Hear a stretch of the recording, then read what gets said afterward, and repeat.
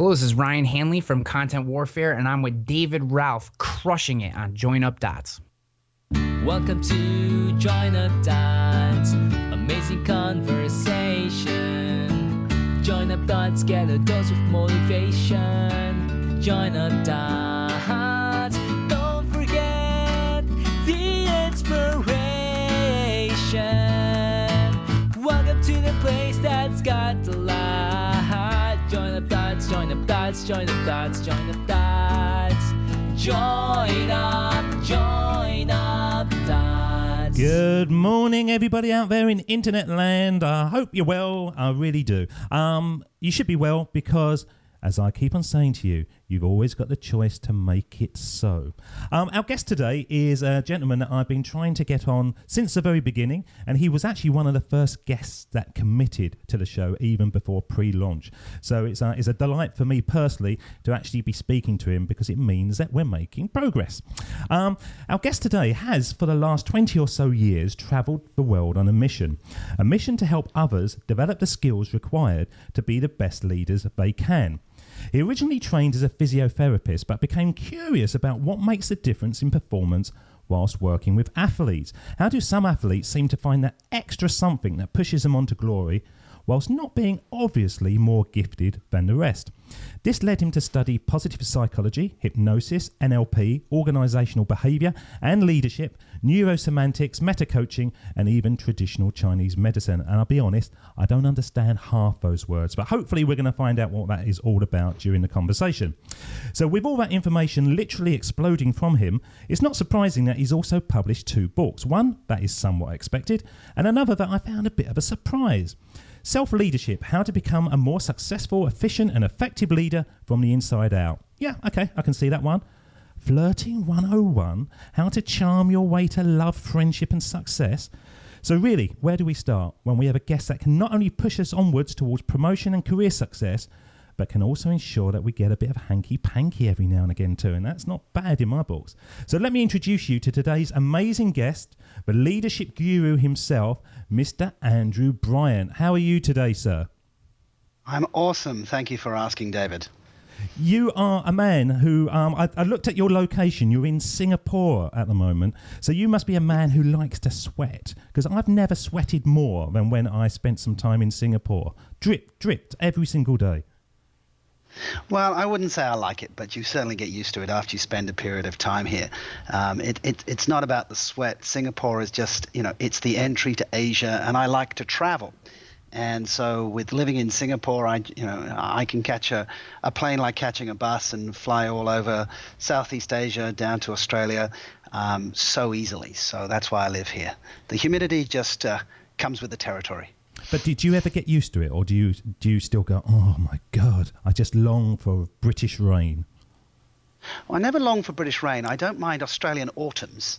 I was down in Melbourne last week, and it was just lovely and cool, and I was really appreciating that. I don't think I've ever missed English rain. I left England in 1985. I don't mind English summers, but English rain I'm not a fan of. We had a ton of it this winter. It seemed like it just rained constantly for day after day after day after day. So, yeah, even people who liked it, even the ducks were complaining this winter. Sure. But here's the thing, complaining doesn't make any difference, does it? So, I mean, the humidity is the humidity, and I think it's the choice to go, it is what it is, and focus on what you need to do. Put it this way, I just haven't worn a tie for a few years. That would really be pushing it. And is that something that you naturally do easily, not complain, just accept your situation, or is that something that you've actually had to develop? Because certainly I've come out of corporate land recently, and I was more and more aware in corporate land that people couldn't do that. They needed to moan because it gave them a kind of connection with the other moaners in the office. You accepting your situation, is that something that you can just do? No, that took practice. That took a commitment. I mean, obviously, I'm English by birth, so complaining was part of my DNA. And queuing. So, yeah, absolutely. And Singaporeans, the British left Singapore in 1965, and Singaporeans have taken queuing to an art form. So that's always interesting. So yeah, no, I taught myself to stop complaining. it doesn't make you attractive. It's not fun, and it doesn't change the situation. We get what we focus on, and if we're focusing on what we're complaining about, we just get more of that. So it's a learnt skill, and it definitely enables me to enjoy life a lot more. How do you learn that, though, Andrew? How do you teach yourself to stop complaining? Because I think it's an absolute fundamental point to get the success you want in life. And the only way you can do that is by changing your mindset. So people out there who complain, but they don't even know they're complaining. They just think it's part of conversation. How can they be more aware of that? Well, the answer to that is they can't, because in your lead up to that, you say they're not aware of it. So the whole point about self-leadership is it starts with self-awareness. It starts with the question, is this working for me? So, and this is where Dr. Phil kind of, got famous by challenging people to say, how's that working out for you? And that's what I would say to complainers. I mean, if they're complaining, I go, is that working for you? And complainers aren't aware that they have a choice, that there's a different way of looking at it. It gives them some validation. So they won't change unless they are looking for a better experience, or unless they're challenged by somebody that they trust to wake up and smell the coffee, that just is not working. With your experience, you're traveling the world and you're speaking in front of vast audiences and doing your conferences and your presentations. Do you see certain people in high positions that still have that trait in them, or to get to that higher position, do they have to become more aware of their own personal skills? Well, yes. I mean, certainly as working as a one-to-one executive coach, you see people reach that level of incompetence. They're what got them to senior level often was sort of some drive for success or for numbers. They hit this barrier where they can't get any further. And that can actually, in some organizations, that can be pretty high. They can get to CEO, still quite dysfunctional in some area of their life, and then wake up that it is not working. Others would sort of, hit the VP level and realize that they can't move from VP to director, or from director to managing director, without changing some aspect of their mindset. So, I believe that there's always sort of a level of turbulence in life that shakes us up. And when we hit that turbulence, we have the opportunity to say, well, is this working for me? And if not, what else could we do? So in my experience, I've seen some people at very high level, at a high level of dysfunction. I mean, I came to this afternoon. I had a exploratory meeting with a general manager of an airline, and he was discounting himself. He had been successful up until a point, was about to employ me to help him to go to the next level. And in our conversation, he kept saying, yes, but. And every time I asked him for something, he came up with an excuse. And in the conversation, I said, you realize you're making excuses. And he said, yes, but. And I said, well, there it goes again. and then the lights came on. Why do you think he was doing that? There was a number of reasons. He hadn't found higher education easy. It took him an extra year or so to finish his degree, and he had a failed marriage, and that sort of set up a pattern for him that he had to work extra hard, and he'd kind of convinced himself that he wasn't as that he needed to compare himself with other people, and so he was giving himself a get out of jail free card in that, well, if I run at success but I don't make it, here are the reasons why. So sometimes people do that. They kind of create a parachute for themselves. They go, well, I'll run at this goal, but if I don't make it, it's not really my fault.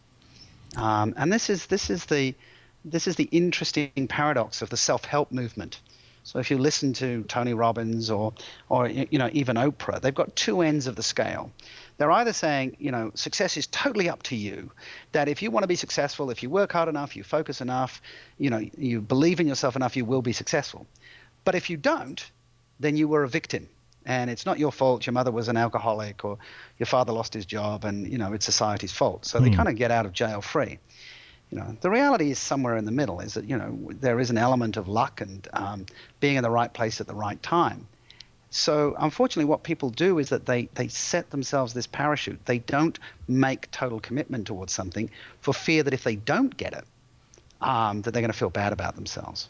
It's a shame, isn't it? Because I'm doing this, and I'm doing it on a daily basis, and it took work. It took a lot of work to actually get it going. And And there were times in my head I was thinking, oh, it's never going to work. It's all right for other people. What am I thinking? And all that kind of stuff. But now I've pushed through it. I've gone through that turbulence, and like an airplane, I've gone through that turbulence, and now I'm in the smooth air. And it just seems to be that I'm coasting, and I'm not working as hard as I was getting there. And I was talking to a guy last night, actually, and I said, now I've got a level of success coming my way, I'm actually starting to feel a bit guilty that I deserve that level of success, even though I can look back and think, yes, I was working at 2 o'clock in the morning, I was working at 3 o'clock in the morning when I should have been in bed. But it just seems to be that the devil and angel situation on your shoulder is always with us. It is. It's the inner dialogue. We call that the little I and the big I. The little I is the small ego that is driving for validation and need, whereas the big I is that which drives you to higher purpose. The challenge of the guilt, of course, is once you get some success, if you don't think you're worthy, your unconscious mind will busily sabotage your success so you can be back in the grind again. So beware of that. Accept that success, enjoy it, celebrate it, be grateful for it, and then get more of it. Well, that's what I'm going to aim for. I'm going to have a big picture of you above my desk every morning. I'm not sure that's going to be helpful. But, you know, in talking about this turbulence, I'd like to share with you just a series of things that, you know, in one of my seminars, I share with my audience that we're always in a situation, you know, the situation of our birth or, you know, the situation at our work, whatever that situation is. It is what it is. And we talked about acceptance. And then the next thing is that from that situation that drives a level of habits, habitual behaviors. You know, people have the habit of complaining, as you said, or the habit of finding the resource or the positivity in the scenario. And then this little I is the inner dialogue that is happening. I can do it. You know, I'm successful. You know, I can push through. Or, oh, I'm not worthy. I can't do it. You know, it's all right for other people. So that's the little I, the inner dialogue. And then, of course, life deals with some turbulence, which either shakes us up and we move up to the next level, or we get knocked on the floor. So it's situation, habits, inner dialogue, and turbulence. Now, if I could only come up with an acronym for that, it would be really memorable, because sometimes if we could just get over our SHIT, we could move forwards to success. Ah, I like what you did. Yes. So you're successful. You've got to be successful because you're on this show, Andrew, and this is the benchmark of success. But do you have those same thoughts, or are you happy where you are now? Are you still striving to go forward and forward and forward?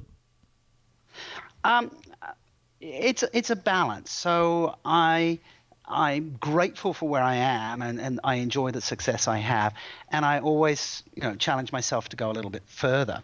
So it's that balance between contentment and desire. And Peter Senge had a nice analogy for that, is that the tension should feel somewhat like putting a rubber band around your index finger and your thumb. And if you just take a rubber band around your index finger and pull that out, you should feel a level of tension. It's not so great that it makes the moment uncomfortable, and yet it exists so that you realize that you could do something better. So here's what I mean about that. So I was coaching somebody who wanted to be an airline pilot, and they were working actually in the airline industry, but not a pilot. And I spoke to them about what they would need to do to become a pilot. We went through this whole process. And then I asked them a question. About 45 minutes in, I said, if you do this, what do you have to give up? And there was a deafening silence. And then after that, she said, I'd have to give up golf. And I said, well, do you play a lot of golf? She said, no, I only play on Sundays. I said, well, why is that such a big give up? She said, because my job is stressful. And if I give up the golf, I'll go crazy. I won't be able to manage the stress. So I said, well, when you're playing golf, do you guilt yourself for not studying for your pilot's license? She said, yes.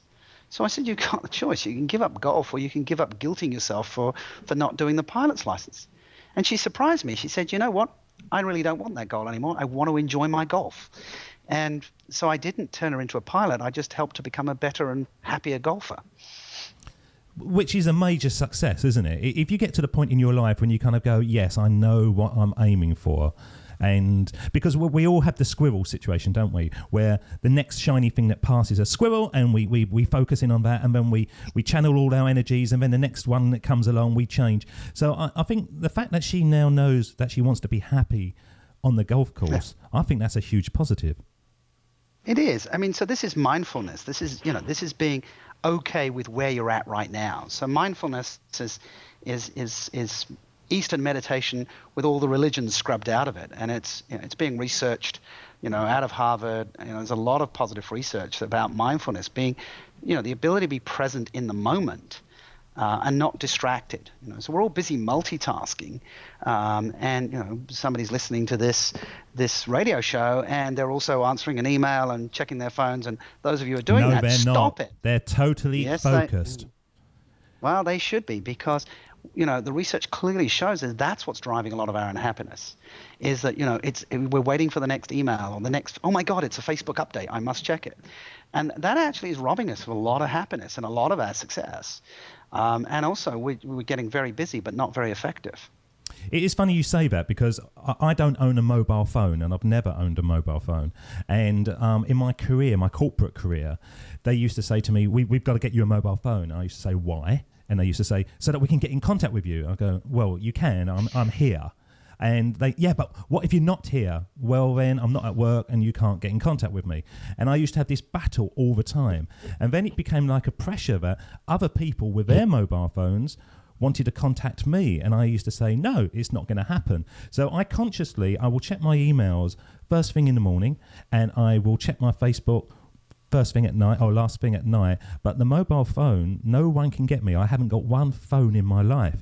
And it seems to be more a pressure for other people, because they don't like the fact that they can't get me when they want, more than myself. But you do have to do that. You've got to separate yourself. Otherwise, you're just being pulled from pillar to post. It's like very small addictions all the time, isn't it? When it goes, ding, oh, what's that? Ding, what's that? And you just never remain focused. It is. It's squirrel, yeah, as you rightly said. And let me acknowledge and celebrate you for that. Is that if you manage to push back on that, that actually is a self-leadership piece. That's a setting up that boundary. Me, not me. You know what you want, and other people saying you should do this is other people imposing on your life. So the level of our success is very much about how much we are living authentically to our own script. So, I've written a couple of books, and as you've articulated, as an author, I'm an authority. And we are all authors of our own lives. We are writing the script. Yet many of your listeners out there are allowing other people to write scripts for them. Stephen Covey talked about, the 4 quadrants, and quadrant 3 is important to other people, but not important to your mission. And we need to be able to have a really clear boundary about letting people politely know, thank you, but no thank you. That's your stuff. That's not my stuff. I heard a bloke once in an office a while back, and I can't remember the leader he quoted, so I'm going to say Barack Obama, because he's in my mind at the moment. And the man said, his manager came across and said, I emailed you last night, you didn't respond. And he said, well, what time is this? And he said, 8 o'clock. He said, well, I won't respond, I'm not looking at it. He said, you've got to look at it, that is your job. And he said the same thing as I did. It's not my job. And the man said, in this office it is. And he said, unless you're Barack Obama, you cannot expect to be answering emails 24 hours a day. And even Barack Obama probably switches it off every now and again. And I remember hearing him say that, and I thought, yeah, you're spot on. You're spot on. But we can't be active 24 hours a day. You've got to have your own internal dialogue that speaks to you. And if it's right for you, then sod the rest, Andrew. Yes, you want to be careful you don't say sod to them, because they can take that very personally. It is no one's listening, Andrew. No one's listening to this. Oh, the internal dialogue. Yes. The internal dialogue. But yeah, and I talk a lot about the ability to effectively say no. And so many motivational speakers are saying, you need to say yes to your dreams. The reality is that to say yes to our dreams, we have to say no to a whole bunch of distractions. And yes and no are the two sides of the decision coin. The word decision has the same Latin root, and here's my English grammar school education, the same Latin root as the word incision. So when a surgeon cuts into you, they're cutting in. When we make a decision, we cut apart. We say yes to what we want, and we say no to what we don't want. The challenge is that many of us were tabooed from saying no. We weren't allowed to say no to our parents or our teachers. And so we grow up feeling very uncomfortable being able to say no. And we end up saying maybe, or I'll try, and we end up doing stuff and being coerced to do stuff that we don't truly believe in, that's not truly part of our authorship, and we feel unhappy. So with you, taking you back, getting back into the core theme of the show, joining up dots, you studied, was it medicine first of all? Physiotherapy. So I was going to do medicine, but they merged my boys' grammar school with the girls' high school just before my A-levels, and my social life was fantastic, but my grades took a bit of a beating. But that's why you've lost your hair over the years. There was too much pressure. Too much pressure, possibly. Yeah. Yes. Although they do say in Chinese medicine, it's the brain is too heaty. You see, so too much thinking makes the hair fall out. So yes, I've got a full head of hair, so I don't know what I'm doing with my life. For sure. So yes, started as a physiotherapist. Sorry to interrupt you. Yeah, and so now you're in Singapore. How did that happen? How did you end up being in quite a totally different environment to where you first focused in on? Okay, so the short story is, so I graduated as a physiotherapist in 1982, did a couple of years in hospitals in London at University College Hospital. And so you kind of have to do that sort of internship and rotate around different aspects of medicine. And then I began working in a private clinic, and I began helping out with the medical team on with another physio that was working with Tottenham Hotspur and working with sports people. I began working with ballet companies and some elite athletes. And I cottoned on to the fact that performance was more mental than it was physical.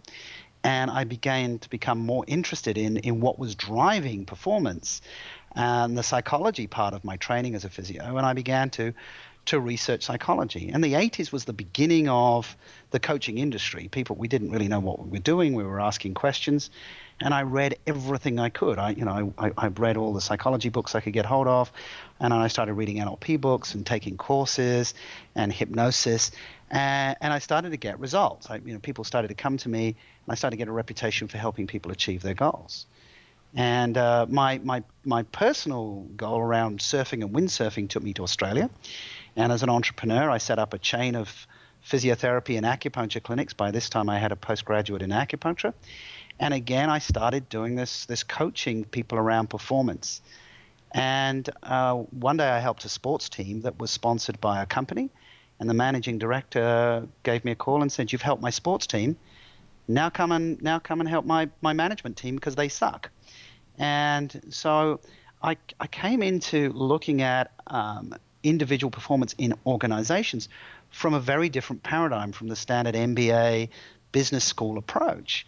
I came with this very holistic view. Individuals perform in environments, looking at the environments, the cues for performance, the movies that they were playing in their mind, the dialogues that they were having.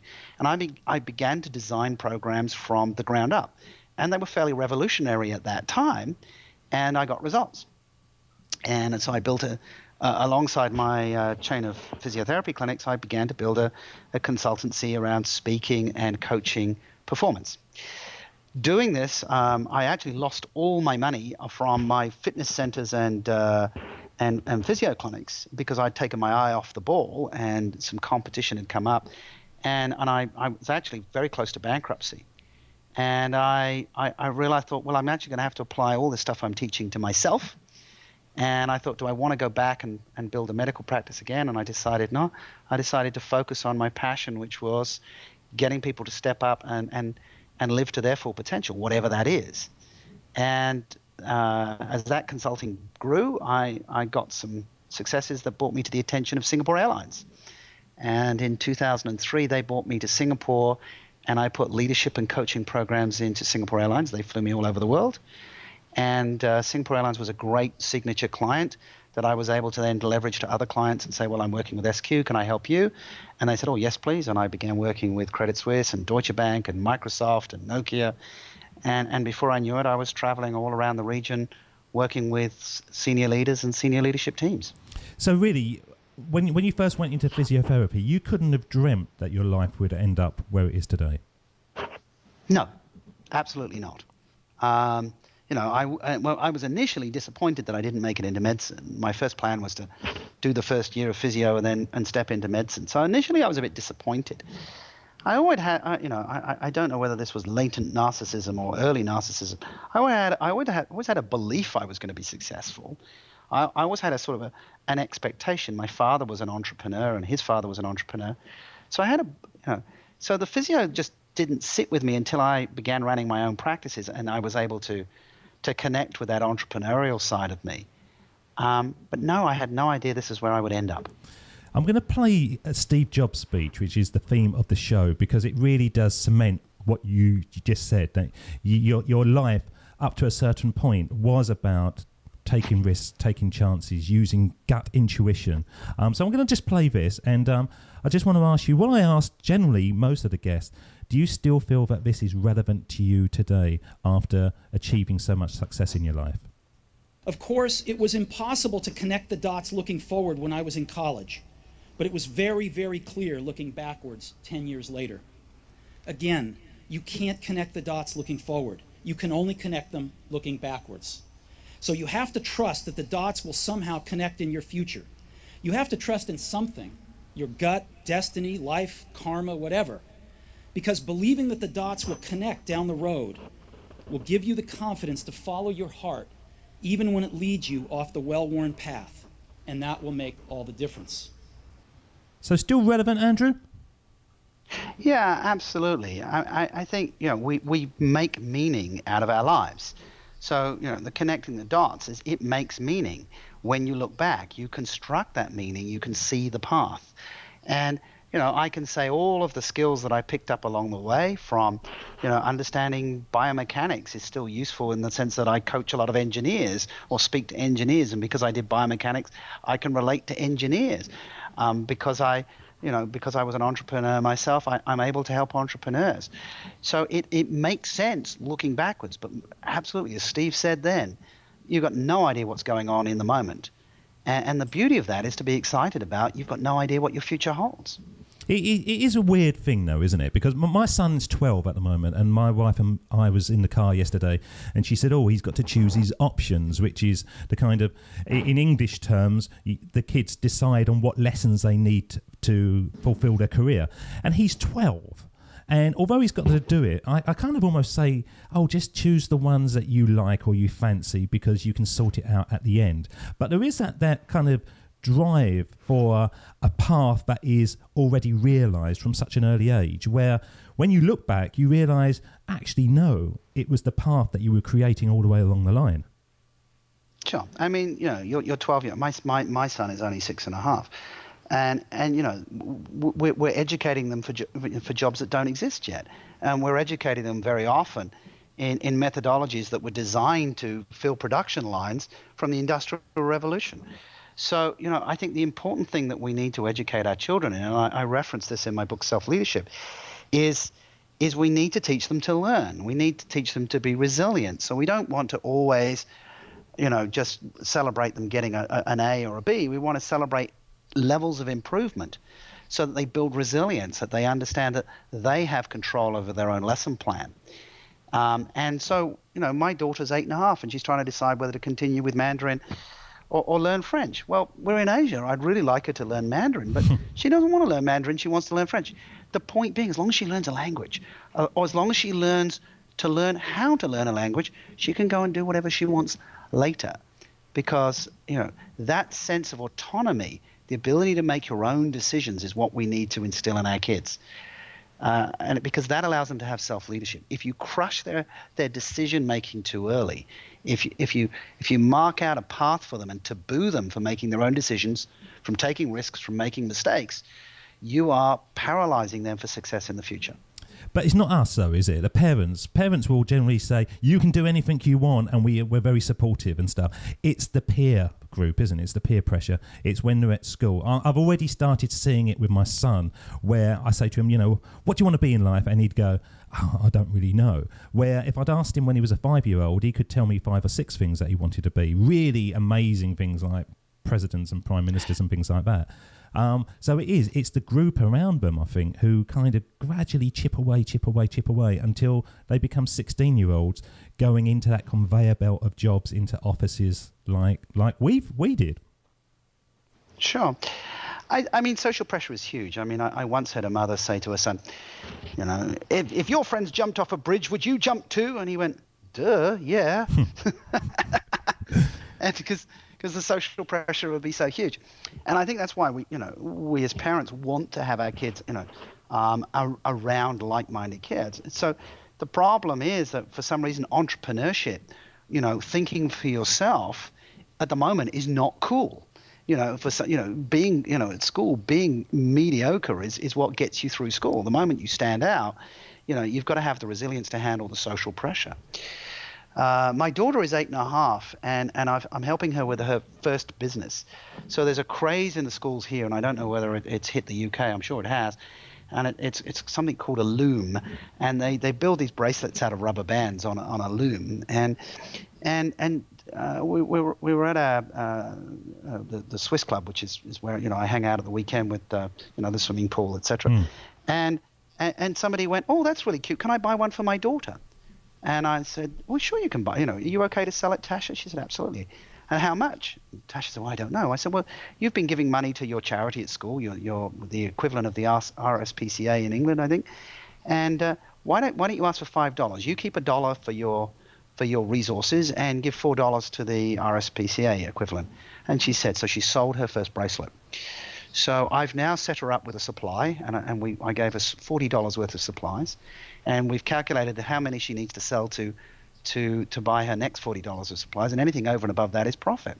And at 8.5, she started her first business. Well, good on her. I think that deserves a big round of applause from everyone out there, because it does set her on the path, doesn't it, to making her own money. I was having the same conversations with my kids the other day, where I say to them, look, if you can make your own money, you will never have to worry about being made redundant again. Yes, you will have pressures. Yes, you might go belly up or whatever, but it's not as scary as going into a job and never knowing it's your last day in that job, but not having anything to back it up.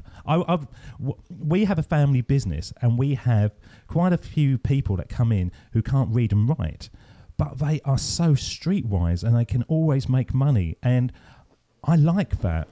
Obviously, I'd like them to be able to read and write as well, but to be able to go out there and create their own future by taking action and hustling, it's a huge thing in life. So I think, testament to yourself, Andrew, instilling that into your daughter. I think that's a great thing to do. Absolutely. She's going to be a tough boss, though, because I was suggesting that her cost of, we were going to drop the price down to $2.50, and, her cost of resources is only about 20 cents. And I said, when production goes up or demand goes up, you're going to need to get your brother to help you out. Why don't, if it's only costing you 20 cents in resources, if you get Nathan to do them, you could pay him $1 per unit, and you're increasing your production. She said, no, I'm going to pay him $1 a month. So she hasn't quite worked out her employee motivation yet. No. We'll work on that next. We'll work on that next. But that's strong-willed, she knows her vision. She's got it started. She absolutely does. Yeah. And when she makes enough, she can buy Daddy a Harley Davidson. So is that what you would like? With both my kids, I haven't. It's one of those things that I haven't bought for myself. That it's one of those sort of not need to have but like to have, and I've just been toying with the idea of getting one. And both the kids know that's what Daddy wants, and they say, I'm going to save up. They both said, I'll save up enough money to buy you the Harley Davidson, Daddy, which is so cute. It's my birthday.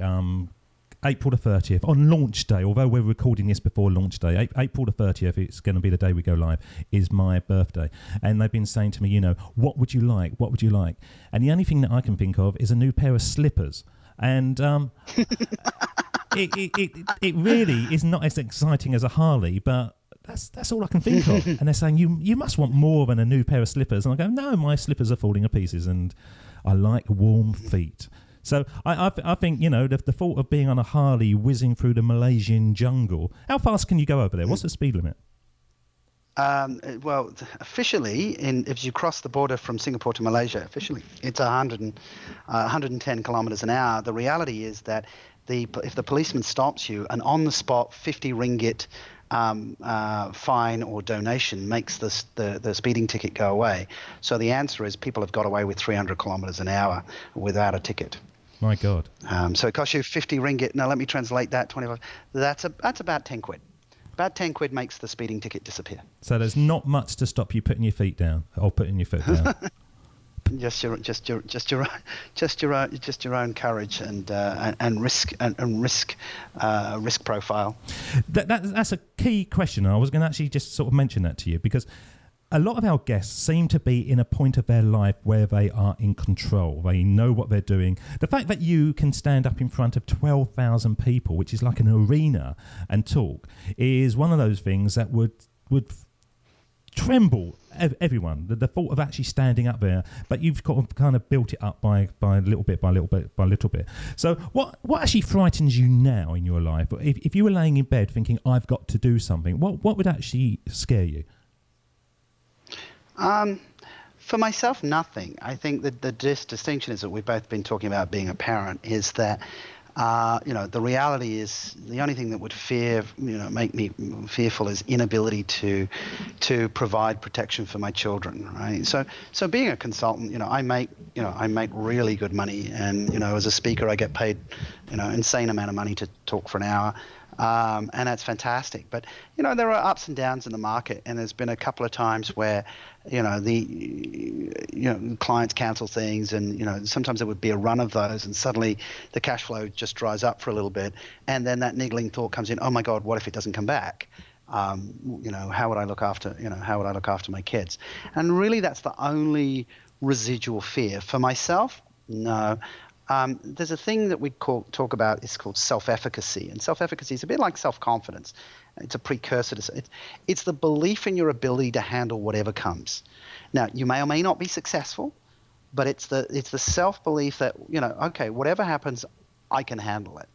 And over the years, I've just built on my self-efficacy. Somebody's asked me to do something I haven't been able, didn't know how to do.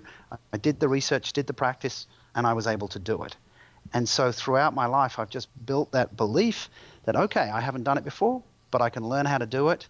And therefore that adaptability, that flexibility will see me through to success.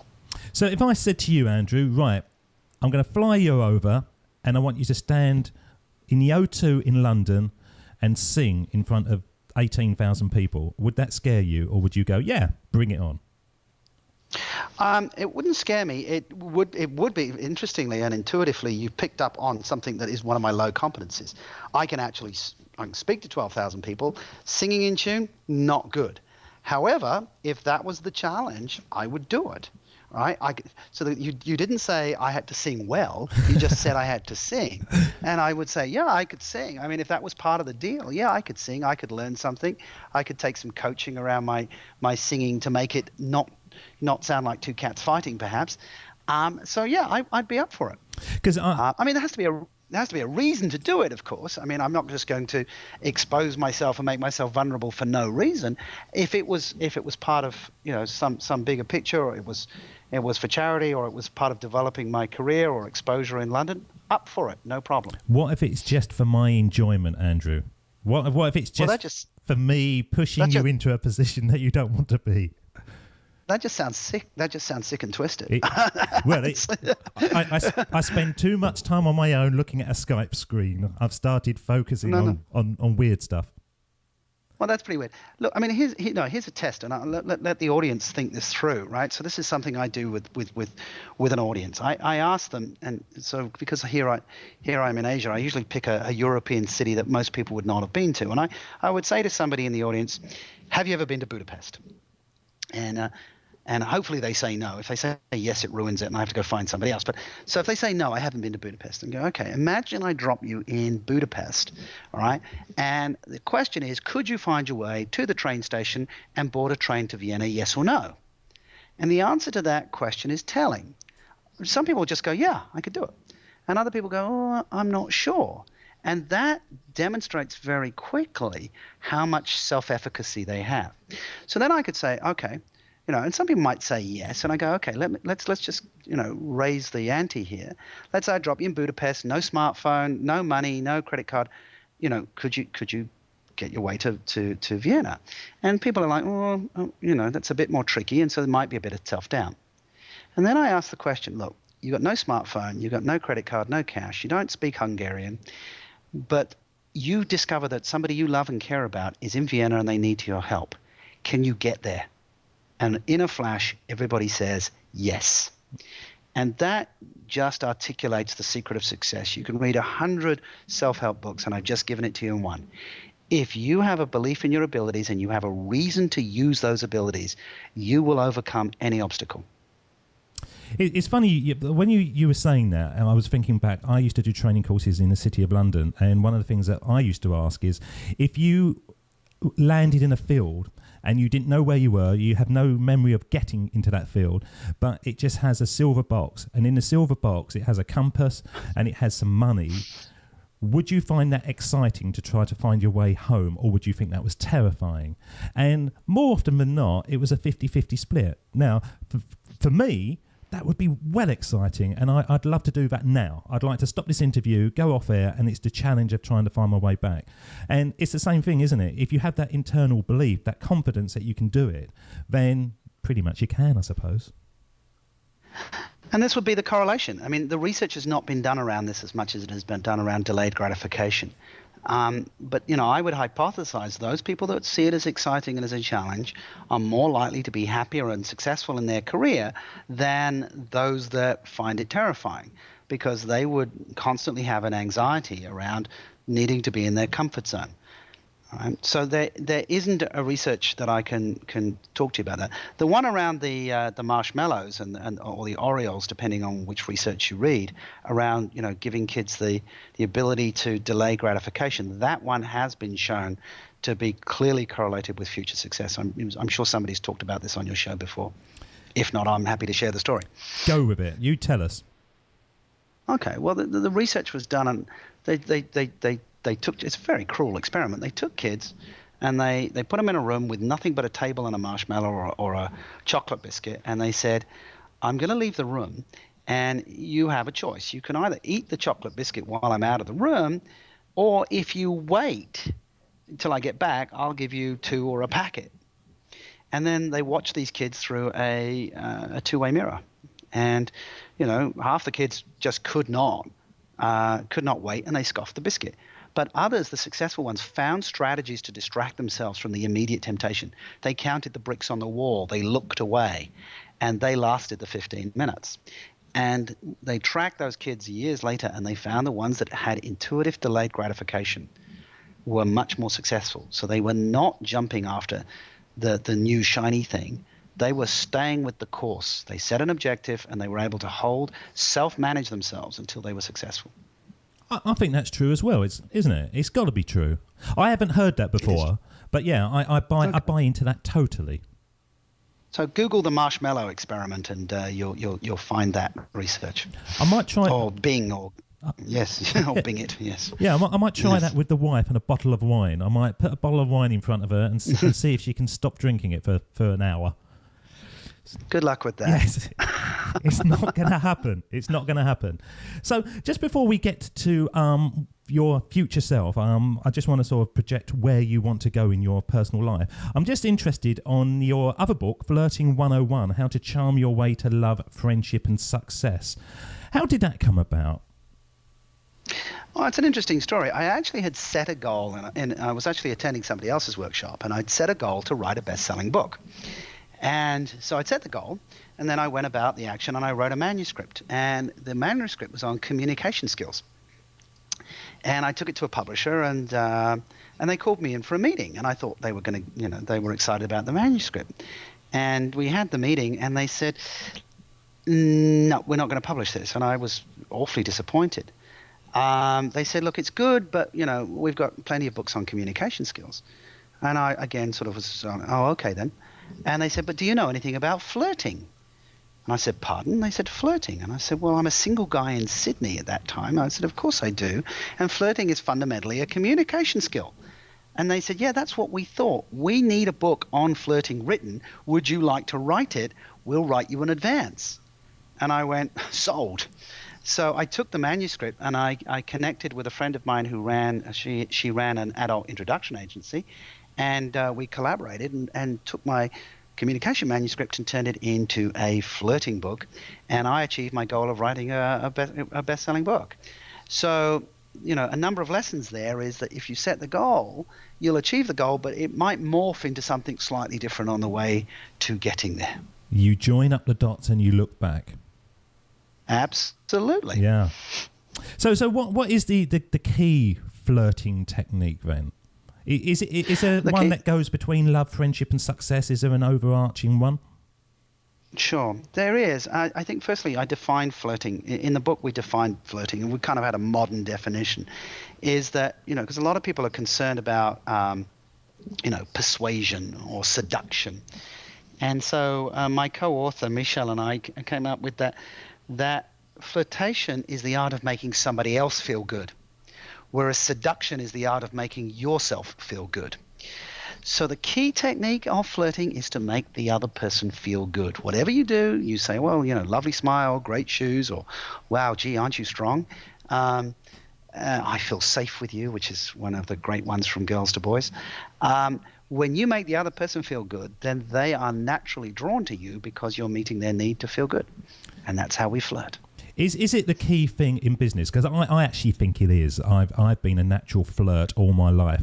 And I didn't know I was doing it, to be honest. It was just something that I did. And because people expected it from me, it didn't seem creepy. If I went up to a girl in the office and, oh, like your hair, you've had your hair done, that was just natural. If somebody else who hadn't done it before, then it would seem a bit strange that they suddenly come out of it. Is it a key thing to business? I think it is. And I think, it's finding out what's important to other people. We are, in influence, in negotiation, it's very important that we find out what is important to the other person, and we talk about that. And unfortunately, we don't do that very often. We tend to talk about ourselves, what's important to us. So business 101, find out what's important to the customer, talk to them about that. Where can I get these? Amazon? Yeah, both still on Amazon. Flirting 101 is still in publication. Self-leadership is still very much in publication. And please go on, read them. Give me a good Amazon review, please, if you like the book. It's always appreciated. So just before we bring you to the end of it, the sermon on the mic, when we take you back in time to have a conversation with your younger self, what's your aims now? After you finish this podcast, what's your aims for the next year, 2 years, 3 years? Have you got those in set? Yeah, I have. I'm writing another book, but it's not just a book. I'm writing a process. I'm a great believer now in gamification, how we, create learning as a game. And so, I've designed a couple of games that help people achieve life skills. So I'm writing a book there will be the book, the game, the app, the whole strategy. And I'm pretty well known in Asia, but I'm unknown in Europe and America. And, I guess like the Beatles crossing the Atlantic, you haven't made it till you've made it in the USA. So in the next couple of years, I will be doing the world tour. Well, good on you. And that's when you will be in Madison Square Garden singing. I will remember that, and maybe we can incorporate that. I would love to see it. That's the beauty of YouTube. You can get anything on there. Sure. Yeah. Although I took all my stand-up comedy clips down. Right. Okay. Well, this is the part, Andrew, called the sermon on the mic, when I hand over the presenting duties to yourself, and I send you back in time to land in a place of your choosing to have a one-on-one conversation with your younger self, and you can choose any age of younger Andrew Bryant you want. And what would you say to that person if you could go back in time? So the music's going to play, and when it fades out, you're on the mic. Here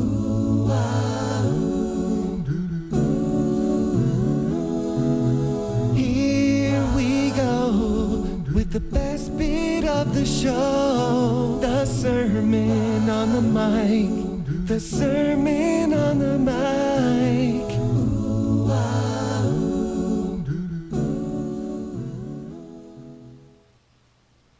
So, Andrew, on your 11th birthday, I'd like to share some wisdom with you that will help you have a happy and successful life. And whilst this may be a big piece for you to take on now, I want you to understand that you have everything you need to be successful, and that you don't have to prove anything to anybody. You can just comfortably know that you have all the resources you need to get what you want. So you don't have to talk about yourself. Listen to others. Make them feel important.